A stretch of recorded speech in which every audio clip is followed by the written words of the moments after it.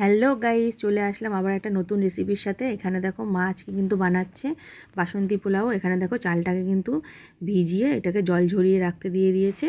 এটাকে জল ঝরতে দিয়ে এখানে দেখো মশলা নিয়ে নিয়েছে, আদা কুচি, তেজপাতা, কাঁচা লঙ্কা, গোটা কাঁচা লঙ্কা, আর এখানে কাজু বাদাম, আর তোমার নিয়েছে হচ্ছে কিশমিশ, আর এখানে চিনি, এখানে দারচিনি, আর এখানে দেখো এলাচ তোমার কুটে নিয়েছে। তোমরা ইচ্ছা করলে লবঙ্গও দিতে পারো, আমাদের কাছে ছিল না তাই দিইনি। আর ওখানে নিয়েছে হলুদ, আর তোমার হচ্ছে লবণ। হলুদটা নিয়েছি কারণ বাসন্তী পোলাও হবে তো এর জন্য। এখানে দেখো তেল গরম করতে দেওয়া হয়েছে। এখন তো ডাক্তাররা তোমার বেশি অয়েলি খাবার খেতে না করে, এর জন্য এখানে তেল আর ঘি মিক্সড করে দেয়া আছে।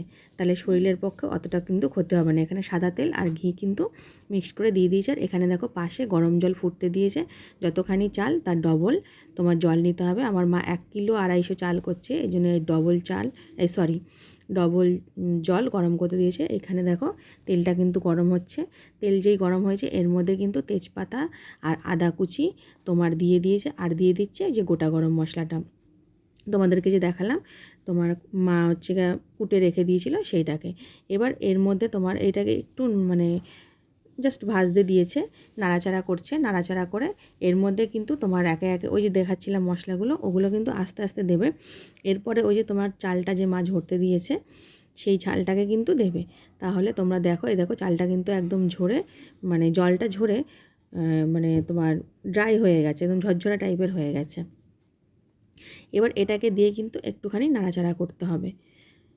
এই দেখো সুন্দর করে একটুখানি ভালো করে সমস্ত কিছু মিক্সড করে নিতে হবে। আর এটা হচ্ছে এর আগেই তো তোমাদেরকে বললাম, এটা হচ্ছে বাসন্তী পোলাও। খেতে কিন্তু দুর্ধর্ষ হয়েছিল।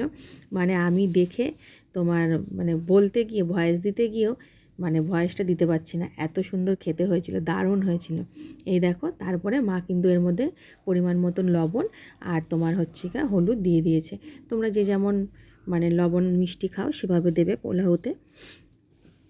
আর এখানে কিন্তু হলুদটা দিতে হয়েছে কারণ তোমাদেরকে তো বললামই বাসন্তী পোলাও হচ্ছে এর জন্য। আর এখানে ওই যে তোমাদের দেখিয়েছিলাম কাজু কিশমিশ আর তোমার ওই যে গোটা কাঁচা লঙ্কা, সেটা কিন্তু দিয়ে দিচ্ছে।